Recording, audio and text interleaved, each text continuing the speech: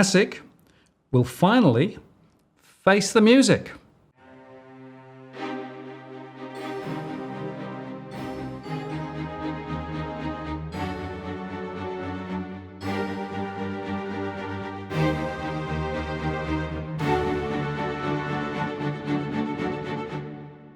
Martin North, John Adams, in the interest of the people.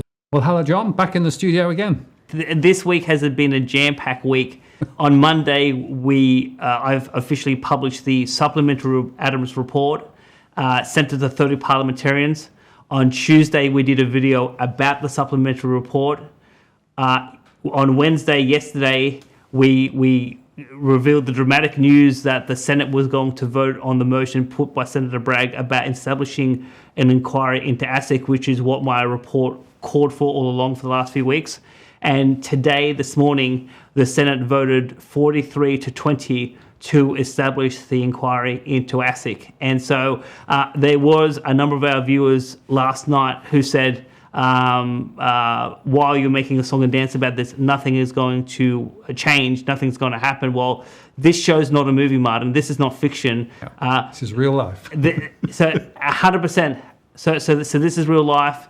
And the real life is that the Parliament of Australia has now established a wide-ranging inquiry into ASIC, and we are going to go deep into how the financial police do their work in this country, and all the horror stories that have been kept secret for so long, all those no further actions that have been buried in the statistics.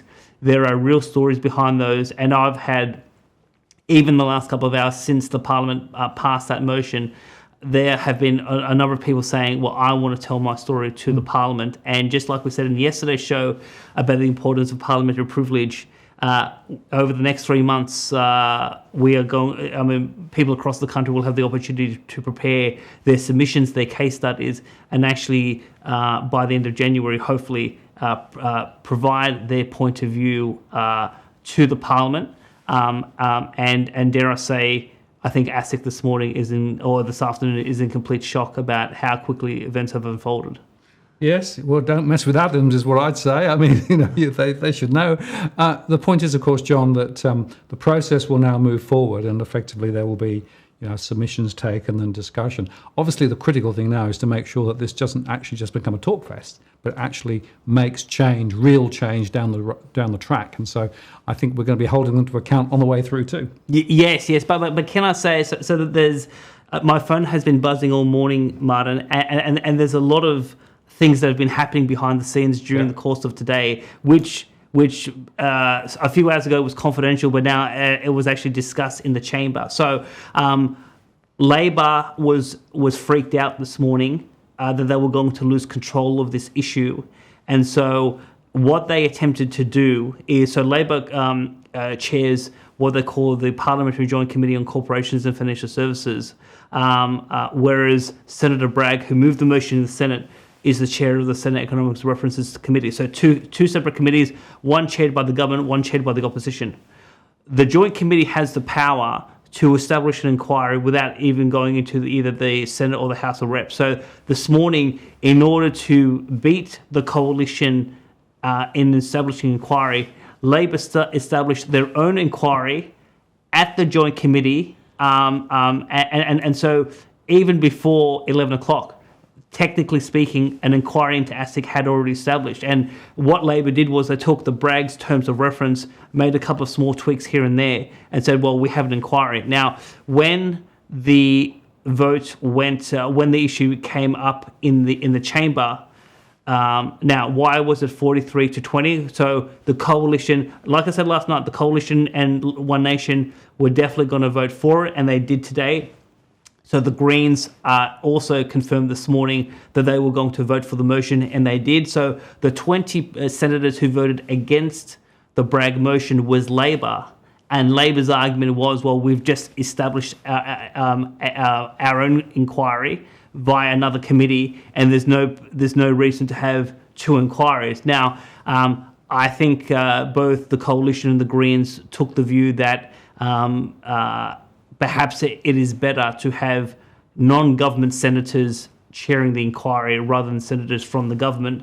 And so Parliament actually passed the Bragg motion 43-20, and how about we actually play that footage so our audience can actually see that by actually doing the work and actually engaging with Parliament proactively and effectively, real things can happen in real life.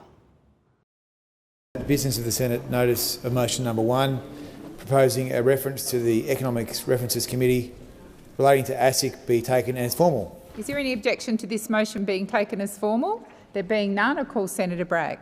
I move the motion. So Senator O'Neill? I seek leave to make a short statement. Is leave granted? Leave is granted for 1 minute, Senator O'Neill. I draw the Senate's attention to the reality of the work of the Parliamentary Joint Committee on Corporations and Financial Services. It is the statutory responsibility of that committee to inquire into the effectiveness of ASIC's enforcement measures and to make sure that we do our proper judicious work in supervising that entity. Senator Bragg and Senator McKim are both members of that committee, and it's within that committee this morning that we adopted the terms of reference that are here on the notice paper before the senators, with the addition of one further item, the effectiveness of ASIC's enforcement measures in protecting vulnerable Australians. If this bill is supported, senators, it will lead to a duplication of this inquiry in 2 different places. In fact, this is the construction of a platform for Senator Bragg, who is on both committees, to provide himself with an opportunity for media, not the service of the Australian people. I urge you, senators, to vote against this. We should be absolutely working on this in the PJC. O'Neill, your time has expired. So the question is that the motion is moved by Senator Bragg. Business of the Senate number 1 be agreed to. Those of that opinion say aye. Against? Believe the ayes have it. Division required. Ring the bells for 4 minutes.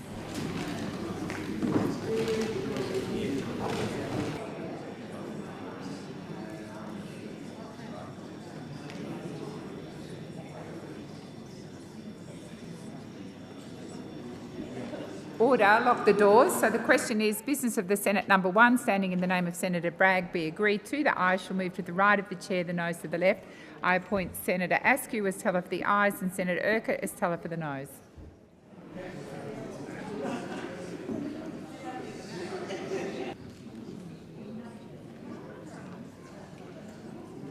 Order. There being 43 ayes and 20 noes, the matter is resolved in the affirmative. Yeah, and it's worth saying, John, I chopped out the 4 minutes holding pattern while they took the division, but it is quite short, the whole thing, isn't it, really? Yes. So you would have seen in that clip, Martin, basically Senator O'Neill saying, no need for this inquiry, we've done our own inquiry, but obviously the Parliament wasn't persuaded. So technically speaking, Martin, as we speak, which is an extraordinary circumstance, not only has, in the interest of the people, got the Parliament to establish one inquiry, we have technically 2 inquiries at the moment. Now, what happens over the next 24 hours will be fascinating. Obviously, I think the most important issue in terms of Parliament is the Senate has voted by majority that Senator Bragg's inquiry is the more important inquiry. So it's either in the next 24 hours, it's either Labor's inquiry will actually be withdrawn and we'll have one inquiry, or we could have the farcical situation that we'll actually have 2 inquiries moving forward. But today has been a significant loss for Labor. Labor had all the opportunity to take the initiative. One thing I will reveal is that I did receive correspondence about a week and a half ago from, 2 weeks ago from Labor, indicating that they did not support an independent inquiry. They wanted to use the normal oversight processes of the Parliament.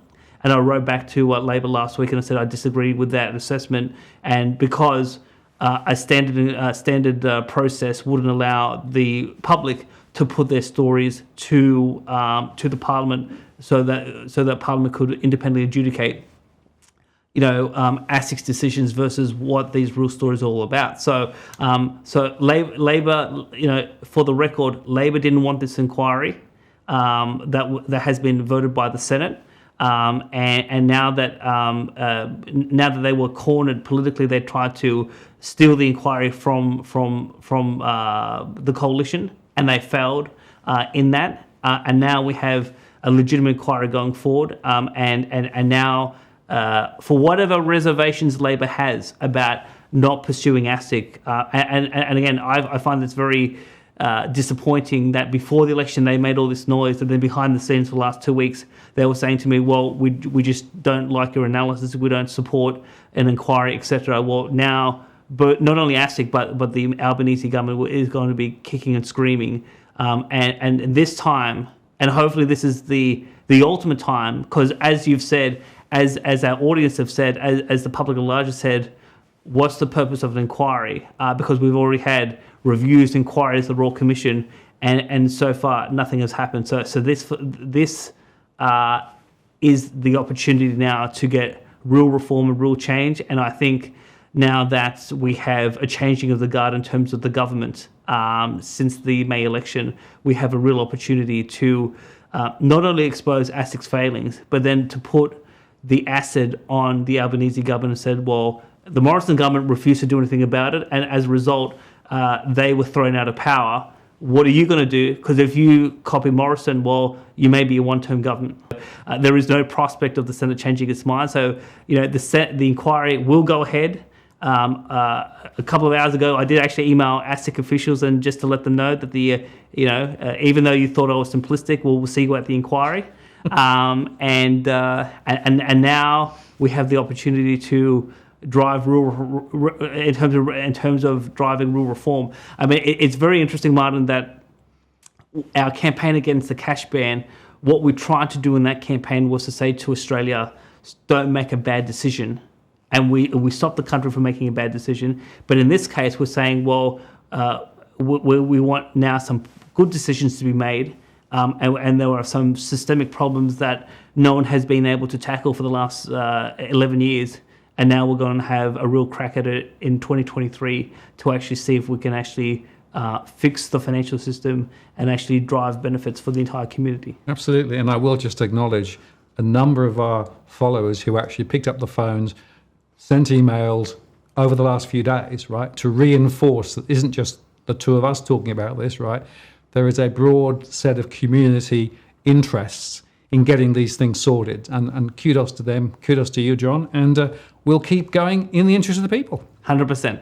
Martin North, John Adams, in the interest of the people.